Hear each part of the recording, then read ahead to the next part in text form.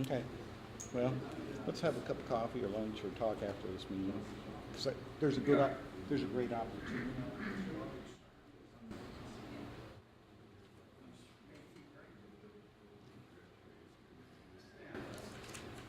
Don't make my head swell. My feet are finally. I'll take care of it.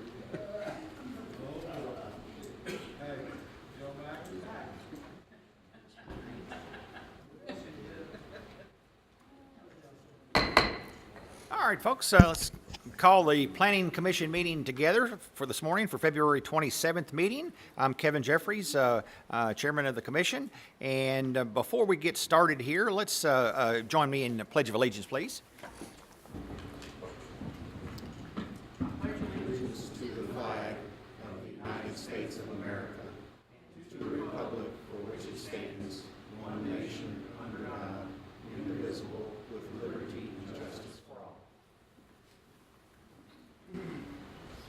Okay, thank you. With that, before we get started with the approval of the minutes, let's go ahead and get staff sworn in this morning. Mrs. Fox. Do you solemnly swear to tell the truth, the whole truth, and nothing but the truth? All right, Commissioners, we've got the minutes from our December 19th meeting. I think Amy handed out a copy here this morning. If we could get a motion to approve, then we'll address any additions or corrections. Motion to approve. Motion to approve, Mr. Chair. Okay, Mr. King, have a second? Second. Okay, Mr. McWilliams seconds. Any additions or corrections to the minutes? Got quite a few pages here, so.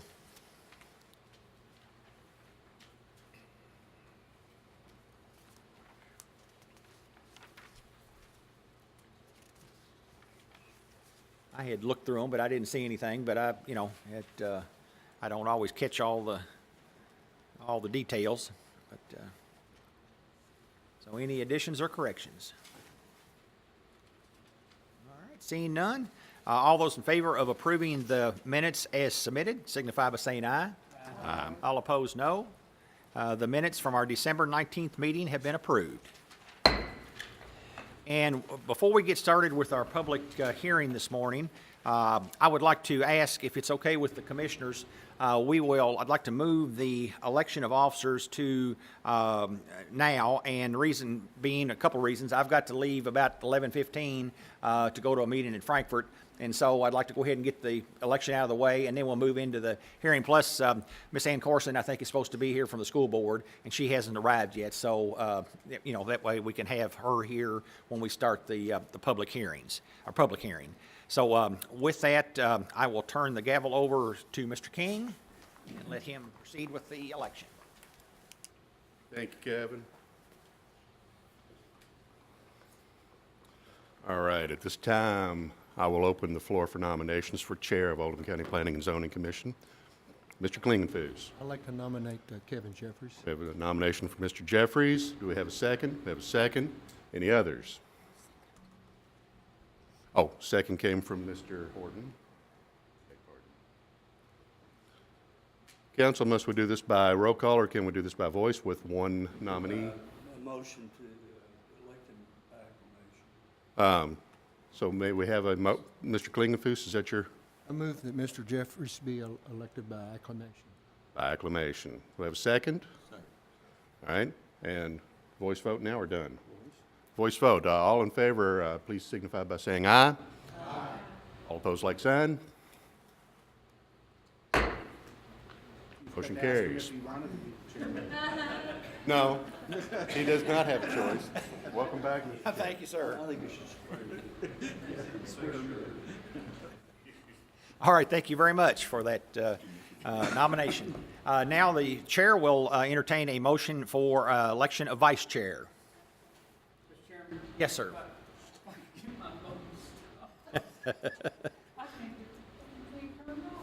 Uh-oh. I got a hammer here you can use on it. I would like to nominate the current vice chair, Okay, Mr. Greg King, to continue in his capacity as vice chair. okay, all right. Do you have a second? Multiple seconds? All right. Do you want to do that by acclamation? I would also like to move that it be by acclamation. Okay. Have a second on that? Okay. All right. All those in favor of re-electing Mr. Greg King as Vice Chair of the Oldham County Planning Commission signify by saying aye. Aye. All opposed, no. Okay. Mr. King, congratulations, sir.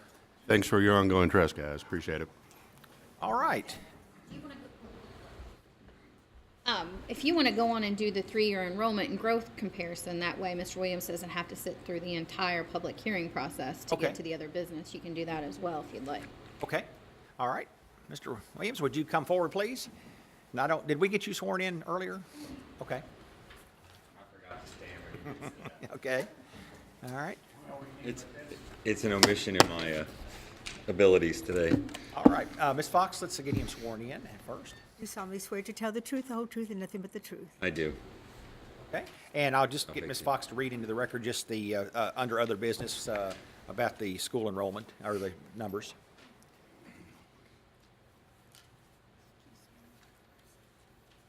Just under, that this is what we're going to be doing.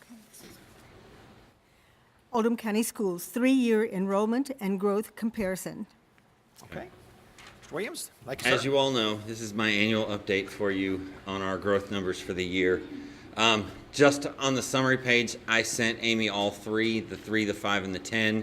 But we are going to use again the 3-year number, which would put our number of students per building permit at 0.472 for the year. When we will begin using that once you all approve it for any new subdivision. And I will be more than happy to answer any questions. How does that compare to this It was last year? 0.374. It was 0.374, so we've went up a tenth. Okay. Okay. Any questions? Yes, sir. Yes, Mr. McWilliams.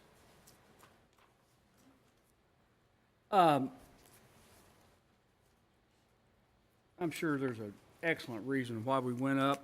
I'm just very guarded of this these numbers. So could you share that with us? Well, if you look on that enrollment growth line, which would be, if you're looking at that chart, it is the fourth from the bottom. So it says enrollment growth, and if you look at, for the 15-16 school year, we grew by 45 students. For the 16-17, we grew by 226. And then this year, we grew by 137 students. When you compare that to the 320 319 building permits, that comes out to that 0.429. And if you look the year prior, it was actually 0.706 because of 320 and 226 growth. So the average, it comes out to, and that holds the average, and it's just holding consistent in what we see slowly starting to grow again. So this is basically a growth adjustment. Yes, sir. Now, we've had growth adjustments in the past, Yes, sir, we have. up and down. Up and down. When the economy turned down, you saw it go almost, I think the lowest we were at was 0.085. And you're absolutely comfortable, and if I had high school principals all sitting here, they'd be comfortable with, With the number that I'm about to give them? yes, sir. Yes, they would. Because over the last 10 years, this year we were 99.3% accurate. Last year we were 99.4. The year before that was my lowest dip, and we were at 98.6% accurate for the projections. You're on your game. Try to be. All right. Any other questions? Any other questions? Okay. If not, Chair would entertain a motion to approve the new recommended growth number from the Oldham County School Board, School District. Okay, Mr. McWilliams moves that accept that The adjusted growth number, at .472 per year. 472 is Okay. Do we have a second? Second. Okay, Mr. King seconds. Any further discussion? Okay, seeing none, all those in favor of accepting the new growth number of .472 per year from the Oldham County School Board, School District, signify by saying aye. Aye. All opposed, no. Okay. Mr. Williams, thank you, sir. Thank you. right. With that, I'll call on Ms. Fox to read our one and only docketed item for this morning, which is a public hearing. If you would, Ms. Fox. Docket PZ 18-001, public hearing regarding the adoption of the updated Oldham County Comprehensive Zoning Ordinance and subdivision regulations. Okay. With that, I'll call on Mr. Urban to, I guess, start our presentation this morning, is to kind of explain to us what we're going to be asked to approve today. Good morning, Mr. Chairman, Commissioners. Jim Urban, Director of Planning and Development Services, and this is a public hearing regarding our next group of recommended changes to the zoning ordinance. As you all remember, back in February of 2014, we updated the comprehensive plan. When we were going through that, we called it a major overhaul. We went through every page, looked at all the grammar. We added future land use map. And once we completed that, we started on a major update of the comprehensive zoning ordinance. And we had a group of subject matter that went through a year or so ago. And since then, the Study Review Committee has been looking at the next group of subjects. The Study Review Committee is a subcommittee of this Planning Commission. For the benefit of those that might be watching this video, it is Mr. Jeffries is the chairman of the SRC, and the members are Jan Horton, Mary Ann Smith. Greg King is also the vice chair of the Study Review Committee, Bob Klingenfuss and Dina Crosby. And then we have a couple of people that come on a regular basis. Dennis Dybel, the mayor of Crestwood. Mayor Davenport is on the committee, but I think he's represented by Mary Ann Smith. And then Bob Rogers comes regularly. So there's a fairly good attendance. We've had a number of people from the development community come, a number of elected officials, and also citizens. And what you see on the screen right now is a listing of all the meetings that we've had regarding this particular group of recommended changes. The planning documents, as you remember, the comprehensive plan and the comprehensive zoning ordinance, and then the subdivision regulations, and those are highlighted in red, those two, because that's what we're considering in this round of updates. And then we have various ordinances that we enforce, like a nuisance ordinance, fire hydrant ordinances, and then corridor overlay districts. We, in the comprehensive plan, recommended that we do kind of a sustainability audit on our ordinances, and that's really what we're doing. When I say it's a major overhaul, we're really looking at everything and modernizing either language or some of the subject matter. And again, correcting minor mistakes and looking at current trends in demographics. Again, we started back in September of 2016 when fiscal court approved the first round of updates to the zoning ordinance after going through the other legislative bodies. And then all the meetings that we've had with the Study Review Committee. It terminated actually in a Saturday morning meeting on the 22nd of this month. It was fairly well attended. I think we had about 35 people that came. I'm sorry, it was the 10th. Looked at the wrong number. And so we're now in a public meeting in front of the Planning Commission to recommend these changes to the legislative bodies.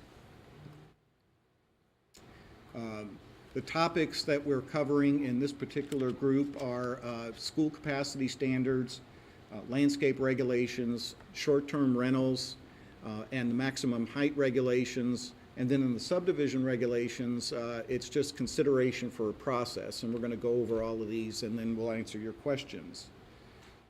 So the first one we want to talk about this morning is the school capacity standards, and I'll let Amy talk through that, and of course Mr. Williams will also present. Okay. Good morning, Amy Alley with Oldham County Planning Development Services. As Jim just said, the first topic will be Division 270080 school capacity standards. I'm not going to read this verbatim, but I will just go over the highlights of the redlined corrections or updates. Section 2 or Part 2 talks about school capacity consideration. Previously, the regulation stated that as part of consideration of any request for rezoning property, that school capacity was to be considered. So that we eliminated that and said any consideration to subdivide land available public school capacity shall be considered, because we do run into instances where subdivisions are appropriately zoned either ag or the properties are already zoned R2.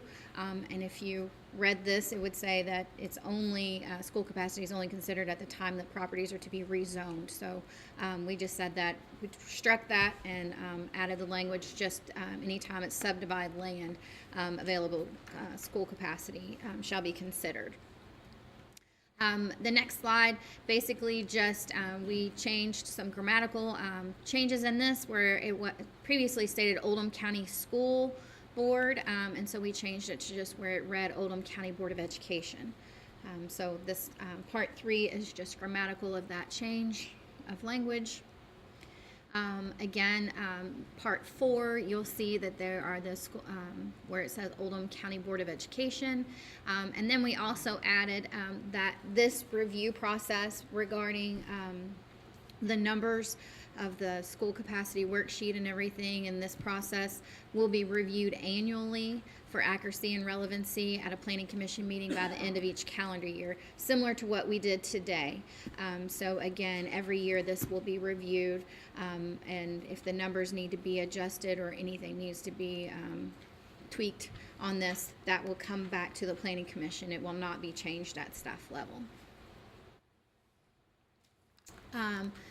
Mitigation, this is where you'll see the biggest impact of the change that we are proposing. Again, item B and C, that is just the grammatical changes from Oldham County Oldham County School to Oldham County Board of Education. Item D previously just had the word phasing. There was no explanation of what phasing meant, how it was structured. So this is the crux of what the changes are to this section of the ordinance.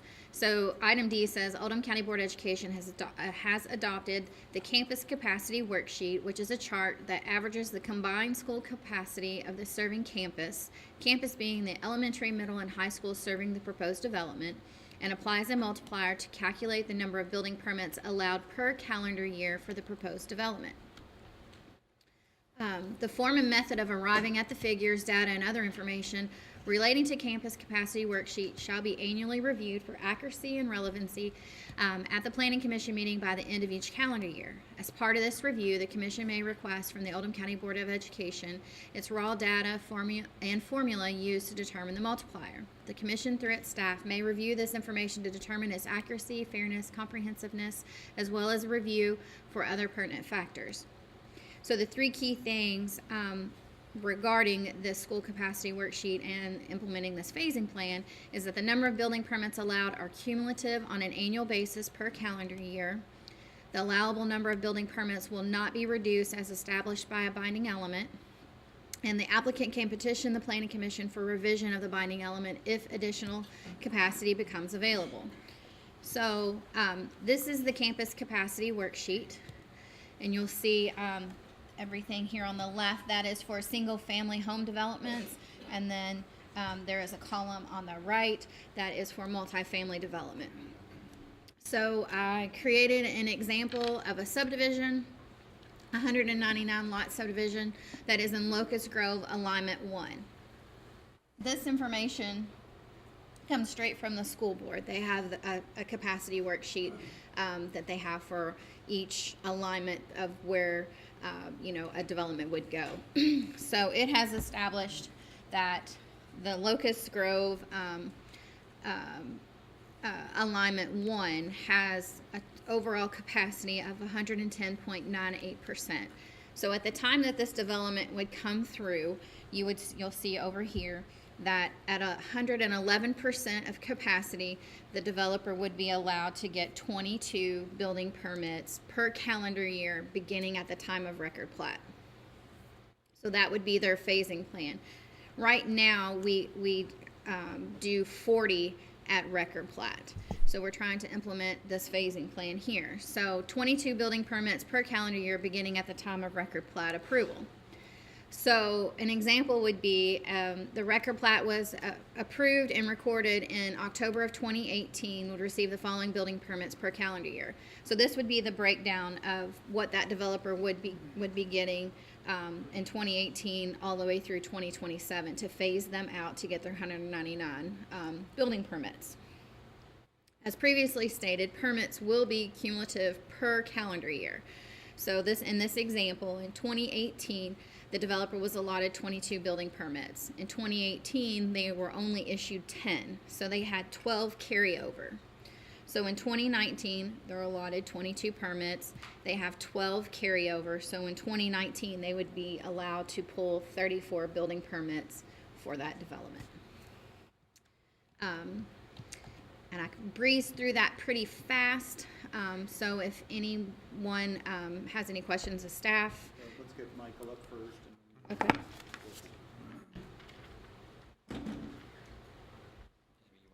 Oh, yes, sir, Mr. Halfling?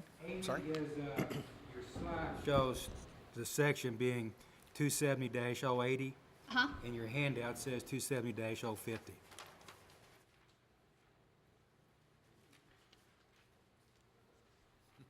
Maybe a typo maybe? Good catch. I'll have to double check in the ordinance book to see, but yeah, I'll check it. We'll check that, so. Okay, anything else before we move into presentation from Mr. Williams? Mr. McWilliams?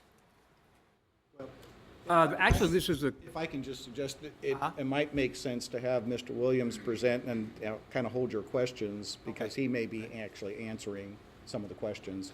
And then, Mr. Chairman, after we go through all the presentation, recommend that you have, open it for public comment, and then take each topic on its own. Okay, Would be a good procedure. all right. If that's okay, Mr. McWilliams, we'll hold up and let him make his presentation, we're sir. in charge. I'm not All right. sure. And Ms. Carson is here also as Keon. counsel for the school board, so, if we have any technical questions or legal issues, we can certainly address with her. So, Correct. go ahead, sir. Amy, can you flip the screen?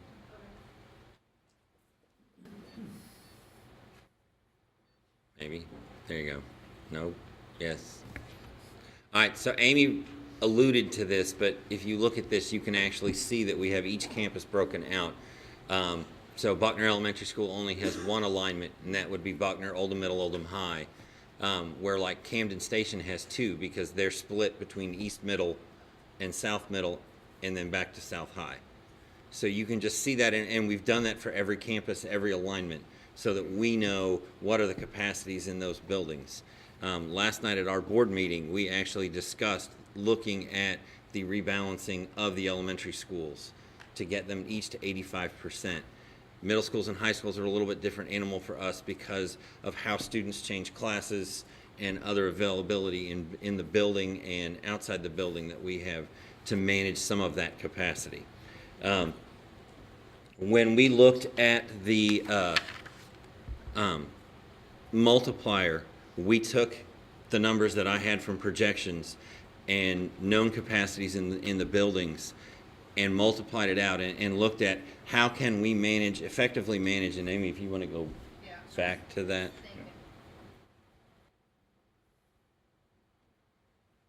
Thank you. So we took and we started, initially I had it starting at 80%, and that sort of dragged the numbers on. So we condensed it down to start at 95% of capacity, because on a campus we didn't have anybody below 95% capacity, and we really don't. So we started looking at that point with the 35, which was what was agreed upon by the builders, everybody in SRC, to start at that point with a base of 15, so that that in essence the district couldn't say, no, we don't have capacity, no, you can't build. So the 15 is the floor in essence for all of this, that if you get below a certain capacity on that campus, you're at least guaranteed 15 building permits per year. But looking at how we started with the multiplier, we looked at all the data, the projections data, our growth data, and our capacity data, and tried to manage how much growth could we handle in each building at a certain point. And you see that it starts going down by 100th between 95 and 99%. And then it slowly alters to be able to, I don't want to say slow down the growth, but help us manage the growth for single-family and for multifamily apartments, because when we looked at the apartments, we actually get more students out of the apartments than we do in a single building permit. So we decided that that also needed its own chart, and that's why there are two separate charts.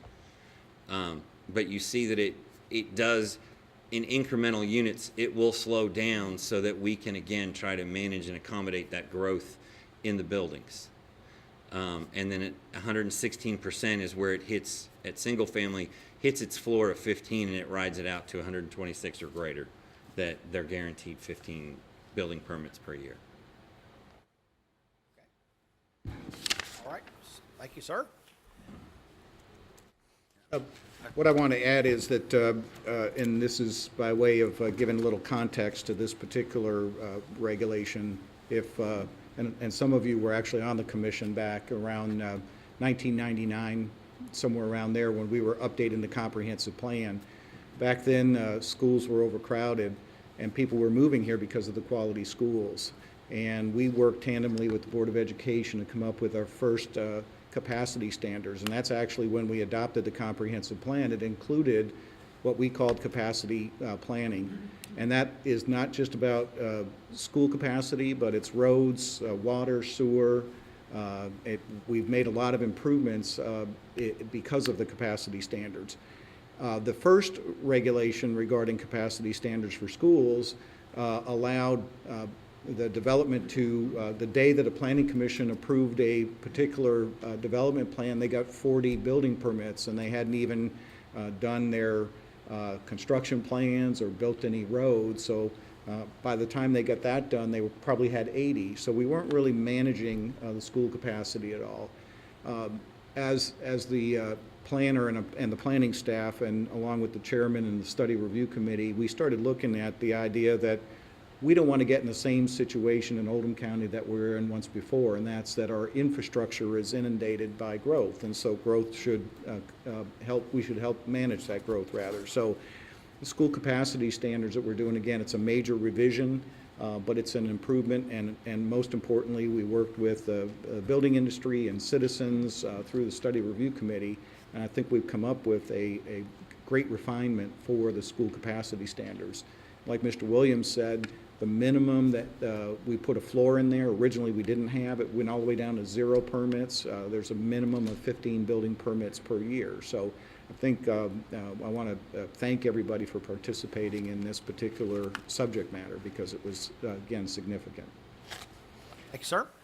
Unless, Ms. Corson, I don't know if you had anything to add to it. I think that concludes the staff's part of the presentation. We'll on open this it up subject. for comments from the audience, and then I'll open it up for the commissioners' questions and discussion. So is there anyone here that would like to have testimony or provide input or have questions about the presentation on the update of our school capacity standards? Okay. See anyone standing up or no hands going up? So with that, I'll turn it over now to the commission for questions or discussion. Mr. McWilliams. Mr. Williams. Couple of things. Oldham County has not always had a campus concept, have we? No. Historically, we have, well, let me temper that statement. There are outlier schools. And Liberty. Like Liberty, like Centerfield. As we moved and as we grew through former leadership, i.e. Dr. Hazelton, we had to look at available land and how much land it could be and what could we fit on that school. If you look at East Campus, which is not technically fully developed at this point, it still has room for a high school and another elementary school in its initial concept.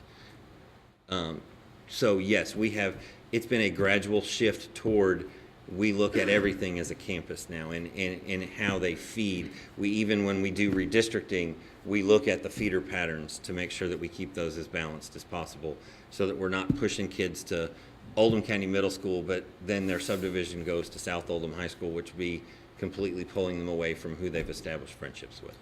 Now, because we have a campus concept, and I think you'd used East Oldham Middle School, and if my poor memory serves me correctly, the slide that was up there was showing that East Oldham Middle School was at over 126%. That is correct. All right. Is it possible, has it occurred, in your opinion, where, you know, the campus concept will allow a school like East Oldham Middle School to be at 126 or 130 or whatever, as long as we've got some others that are down here? Correct. How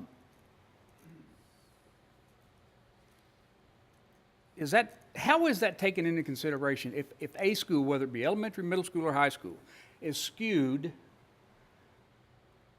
higher than the other school numbers that are figured into the campus concept? Because it What do you all say about that?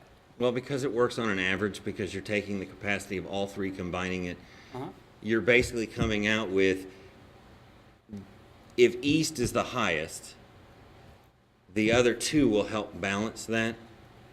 And again, like I said earlier, middle schools and high schools are a slightly different animal for us because the students change classes. And you look at, if I were to put that back up there, you could look at South Oldham High School, your former stomping ground, that is at 138% of capacity.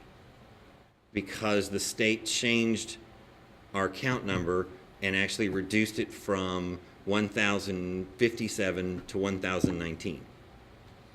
But because students change classes, some students go to the Arvin Center, some, for periods of the day, we can manage larger numbers at middle school and high school better than we can at an elementary school where predominantly they are in a single classroom all day. I.e., a teacher would lose their room Sometimes, during yes. a planning.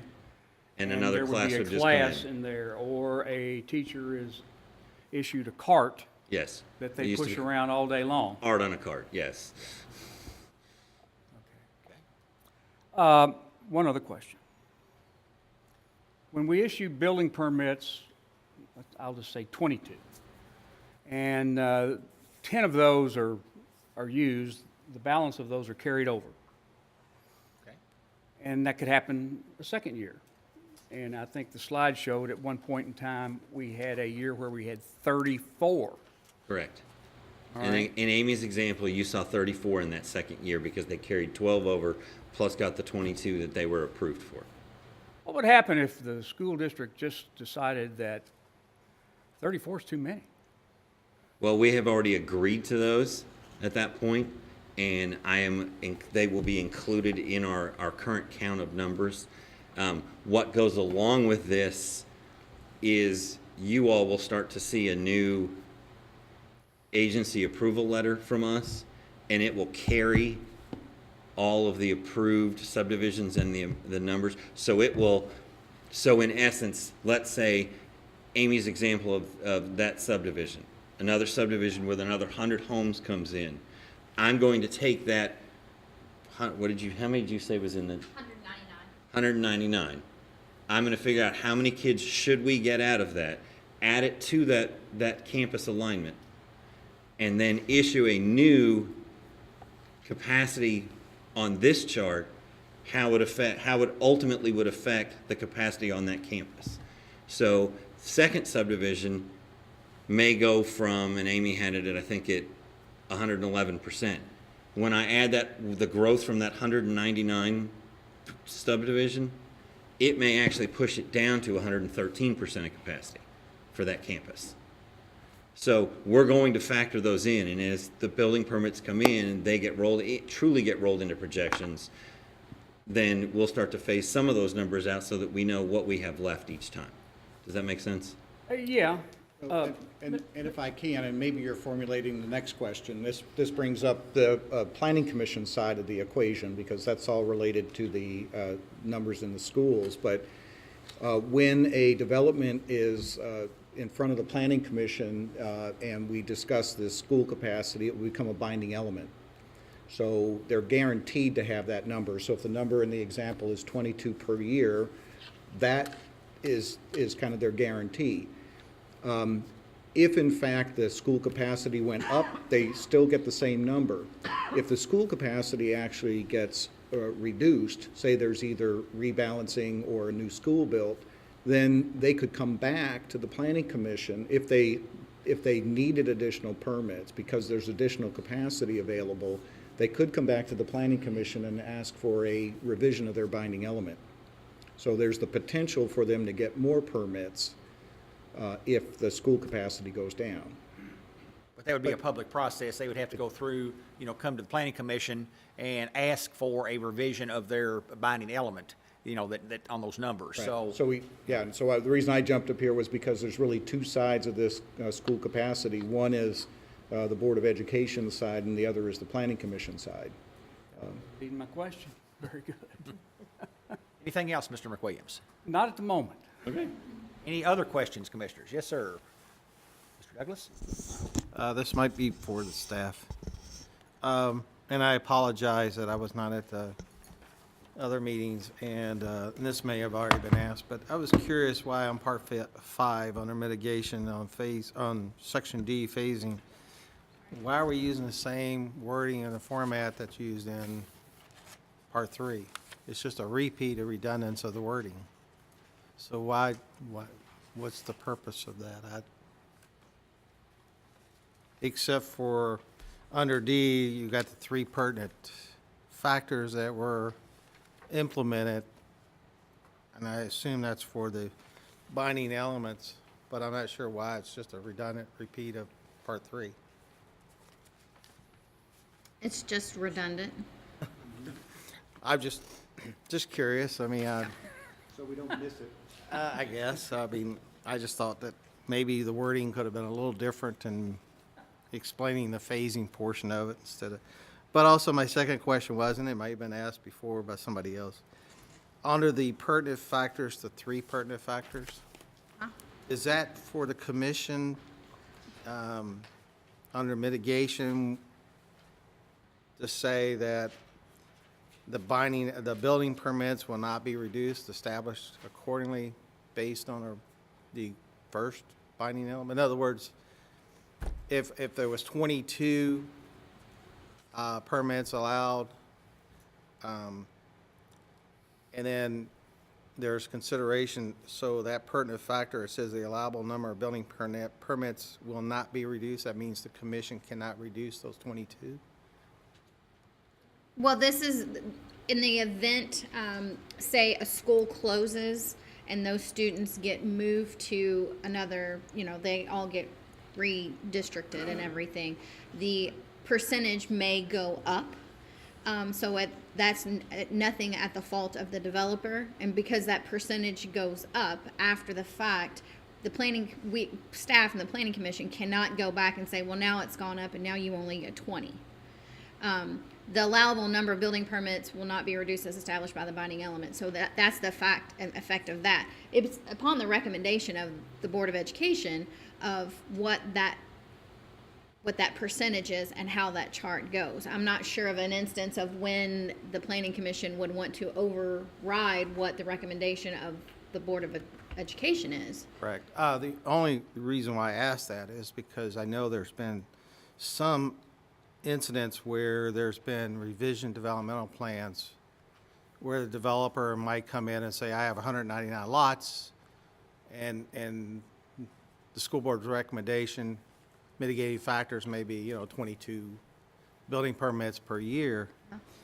But sometimes those developers come in for a revised developmental plan and change their subdivision and say, I'm only going to build 160 lots now and put the rest in open space. Does that builder still get the 22 lots? Well, I think building with the permit? revised plan, it would be recalculated at that Okay. point. But who recalculates that? Because Board of we don't. Education. But we don't see that. Yes, correct? you'll see that at the time it comes to You the will? Planning Commission. Yes, sir. Yeah, and then the last one says the applicant can petition the Planning Commission for revision of the binding element if additional capacity becomes available. So Say they there- build a new school. So there's no incidents where a developer who starts a subdivision, and he or she starts a subdivision and may have 100 lots already developed, but decides to not build out 99 more lots, does that come to the commission? Or is that done through staff? If they're gonna revise that 99 lots, then yes, that comes back to the planning commission, because that's a revised development plan for the subdivision. Right, but if they simply choose not to go further with the development, Right, those that's are what I'm in- saying. Those are already accounted for in the Correct. numbers at the Board of Education, and they would remain there. Correct. So when we had the change in the economy back in 2008, 9, 10. Right, that's where I was getting at. Subdivisions stopped. When they come back, they actually can, if they have not lapsed in terms of their timing, they can actually proceed with the development because the Board of Education hasn't erased those out of their formula. So to clarify, So they're accounted for when they're once, approved. once a developer does the final recording of the plat, let's say if it's less than what was designated, does that revise then the number of building permits allowed and reduces that, or The just not gonna? plat, the 199 goes in effect at the time that it's approved at the planning commission Correct. level. Correct. I'm not sure what you want, what do you? Well- Oh, and it goes into record plat in sections, so it doesn't go all at one time. So they could put to record 100 lots in 3 different phases, but Michael is accounting for that 199 Okay. the entire time. That's what I was trying to get at. Thank you. And the capacity at the school doesn't change for us. So even if somebody bought that subdivision, like it changed ownership, that still has the same, I mean, it would still in essence be riding the same capacity, and so that wouldn't change that number. I was just getting to the fact that I know in some incidents, we've had developers that say that they're gonna build 199 lots, and then they change it, maybe in-house and say, you know, I've decided to leave 20 lots vacant and just leave it as open space, and then they finally record their plat, and it goes to the HOA, but there's no revision on the number of building permits in the school capacity, so that number still stays high for you. Right. Okay. All right, anything else, Mr. Douglas? Okay, any other questions from the commissioners? Other questions? I noticed Mr. Kim Buckler came in just a minute ago. We're discussing the school capacity right now, and anything that you want to add, this is a public hearing, so I didn't know whether there's anything that any questions you would have or, whatever, so on that, okay? All right? Yes, sir. Well, so if you don't mind, if the commission would consider recommending sending these on to the legislative bodies, topic by topic, and that way we can kind of check them off as we go along. Yes, sir. And That again, was- it's, if you're considering a vote, it would be a recommendation to move them to the legislative bodies. And that is a correction of it. It is Division 270-050. 270-050. The 2080 does not even exist, so don't worry about that. Okay. Mr. Halfling, did that answer your question, sir? Okay, thank you. All right, with that, the chair would now entertain a motion to recommend approval of the school capacity standards, and this would be sent as a recommendation to both, to fiscal court and the 3 cities that make up the planning unit within Oldham County. So the chair would entertain a motion to that effect at this point. Mr. Chair, I'll try this. Mr. Douglas? Mr. Chair, I make a motion that we recommend to the legislative Oldham County Fiscal Court to adopt the new section or the revised section of section 270-050 on the school capacity standards that was outlined here at the public hearing on Part 1, Part 2, Part 3, Part 4, and Part 5 of the new school capacity standards section. Okay, now, before I ask Mr. Carter, you probably need to add in there the legislative body, fiscal court and the 3 Fiscal and the cities. other legislative bodies. Mr. Carter, is that adequate? Yes. Okay. We have a second. Mr. Mesker seconds. Now, any discussion on the motion to recommend approval to the legislative bodies in Oldham County, the update on the school capacity standards? Any discussion? Okay, seeing no hand going up, all those in favor of the recommendations being sent to the legislative bodies on the school capacity standard update, signify by saying aye. Aye. All opposed, no. Okay, those have been completed. Mr. Urban, we, Want to take a break or keep going? what's the commission want to, keep going? Okay, Good. we'll keep going, we'll go through one more section, then we'll take a break. Okay. So, go The ahead. next section is Division 300, excuse me, of the zoning ordinance, and that's the landscape regulations. When we looked at this section, it was kind of complicated even for staff to understand some of the terminology, and actually during implementation and review of landscape plans, it was sometimes difficult to kind of highlight. So we, again, did a major overhaul of the. Mr. Chairman, let me interrupt you. We should be done with this, with Ms. Corson and Yes. Mr. Williams, correct? I mean, Unless they just love the subject of landscape regulations, yeah. you all are welcome to leave or whatever. You don't have to stick around or whatever. Ms. Corson, thank you for coming today. And oh, okay, sure, okay, great. You're Okay. welcome to say. Thanks, Michael. Go ahead, I'm sorry. I'm going to really kind of trot through these fairly quickly. Brooke did a great job of doing research and revising these. Again, the Study Review Committee looked at these regulations, and but I don't want to gloss over any questions that anybody might have. So the revisions that we're talking about, you can see items number 2, 3, and 6 in section 300.030 regarding the applicability of the regulations, and probably one of the biggest issues that we added in was item number 3, that we can't do anything in the right-of-way without an encroachment permit. It's been a subject of street trees in particular, or items that get placed in the public right-of-way, and on how those are handled. So we're recommending that an encroachment permit be applied for and reviewed in order to have street tree plantings in the landscape regulations. The other item on this page, single-family residential lots are exempt. There was a question years ago about how come an individual house wasn't required to meet the landscape regulations. They are for the development in general, or for commercial or industrial in particular, but each individual house is not required to meet some kind of landscape regulations.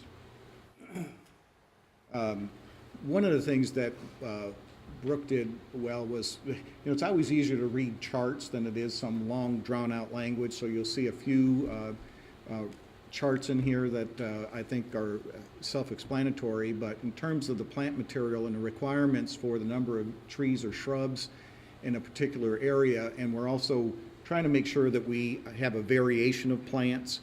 As you know, people that have a lot of ash trees and elm trees in the past have all died. So this is a recommendation on the number of species that be in the landscape plan. So if you're required to have between 0 and 5 trees or shrubs, you can have 1 species, but if from 6 to 10, you'd have 2 different types of species, 11 to 33, and then 31 plus 4, so that again, if something happens, there's a blight or a bug or something that affects the trees, they don't all die at the same time. We have maintenance and installation regulations in section 300.040,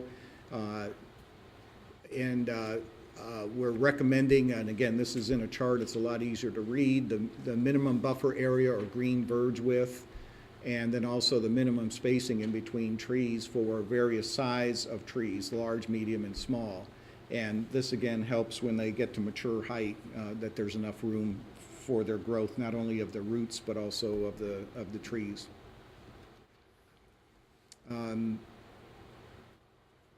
This next section, again, still under 300.040, are maintenance standards, and really I want to focus on item number 3. No tree shall be planted closer than 5 feet to any fire plug, utility pole, or similar utility structure. That, I think most time people try to accommodate that, but when you're doing a development plan that includes landscape buffer requirements, quite often you see that there are utilities in the way, and we can, as long as the development plan, or the landscape plan rather, meets the intent of the regulations, it's best obviously to not put trees and shrubs on top of utilities. So this was just a recommendation for a distance from some of those utilities. Section 300.050, the landscape buffer areas and plantings. Single-family, item number 2, single-family developments are encouraged but not required to comply with all remaining sections of this division unless the Planning Commission has a binding element related to landscaping. Sometimes we do actually put things like tree buffers or tree protection areas that would relate to a single-family development. Multifamily development shall follow all applicable sections of this division if it adjoins property of lower zoning classification or adjoins a public or private right-of-way. So this clears up that multifamily developments pretty much need to have at least a landscape plan because everybody is adjoining a public right-of-way.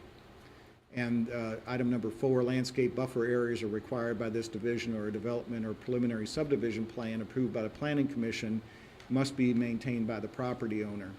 And it could be subject to code enforcement and fines. And what we find is that after a period of time, if trees or shrubs die in the landscape, they never get replaced. And actually, if they're significant and important, especially to adjoining property owners, then it would fall under the code enforcement action if the landscape is not replenished. Property plantings in the perimeter, these are based on land uses on the far left column, minimum widths of the landscape buffer area, and screening height and the number of trees.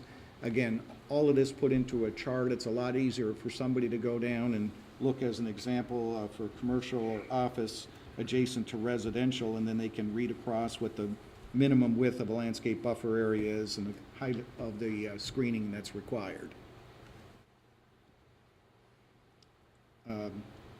Vehicular use areas, parking areas, drive aisles are also subject to landscape buffers and plantings.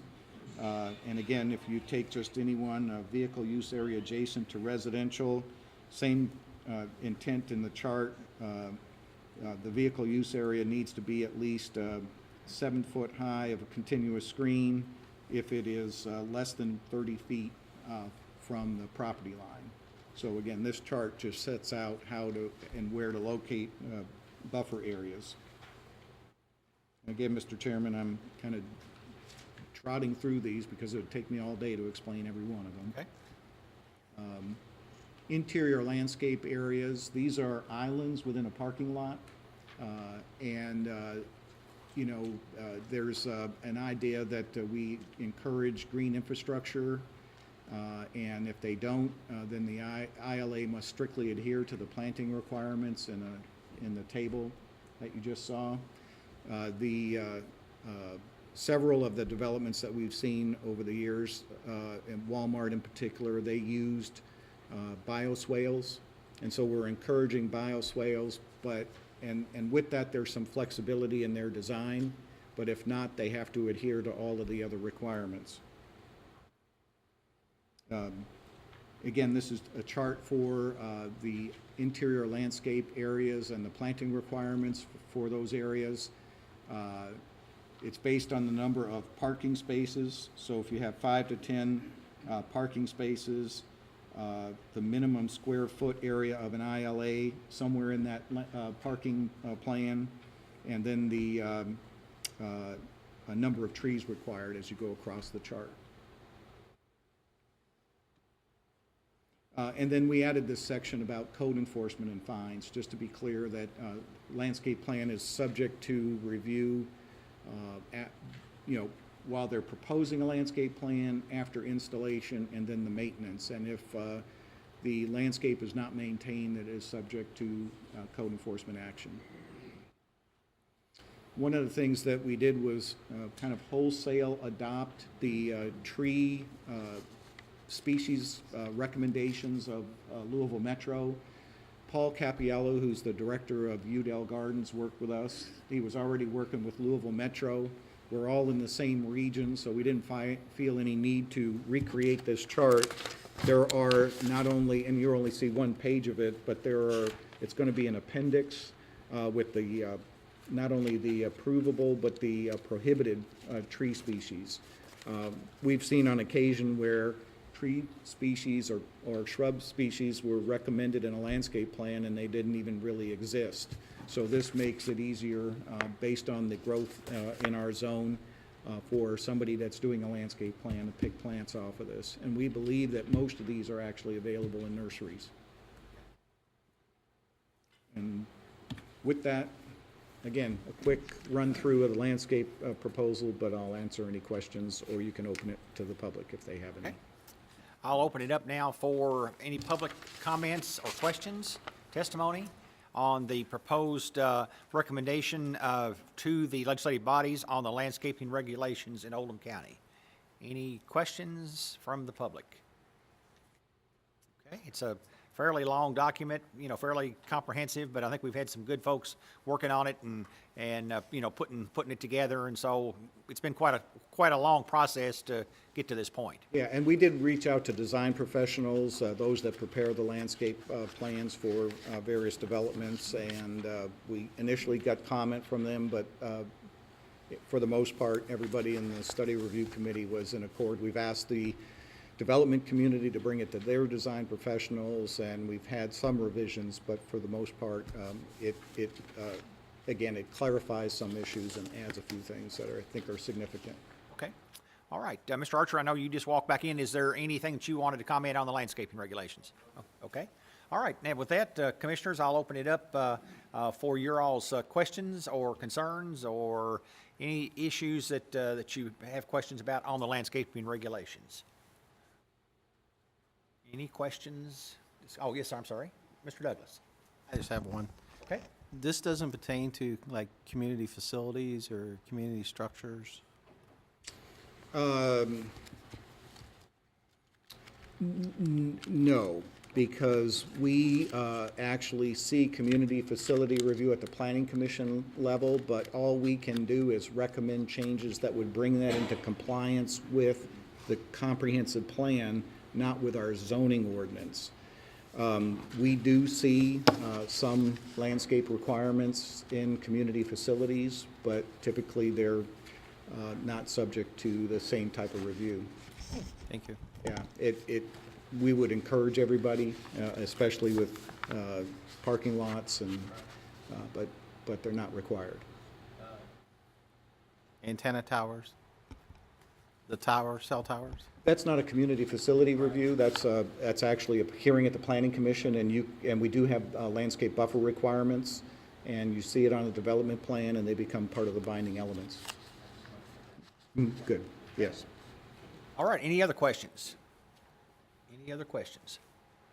Okay. Seeing none, the chair would now entertain a motion, as we did on the school capacity, to recommend these for approval to the legislative bodies, which would be Fiscal Court, Crestwoods, LaGrange, and Pee Wee Valley.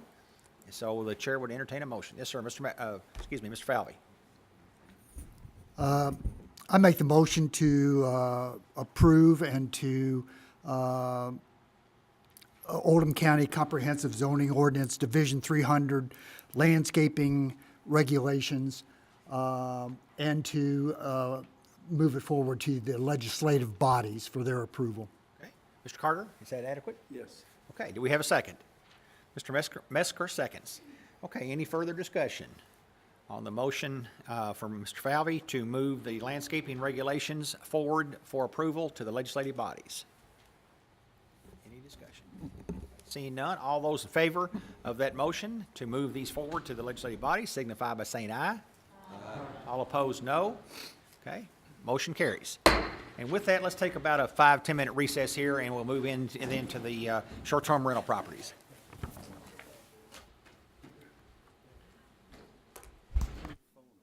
I was checking my email. And opened the email, Right. No problem. I've done that before. Matter of fact, I was sitting there and I thought, I didn't turn my phone off. I usually make it.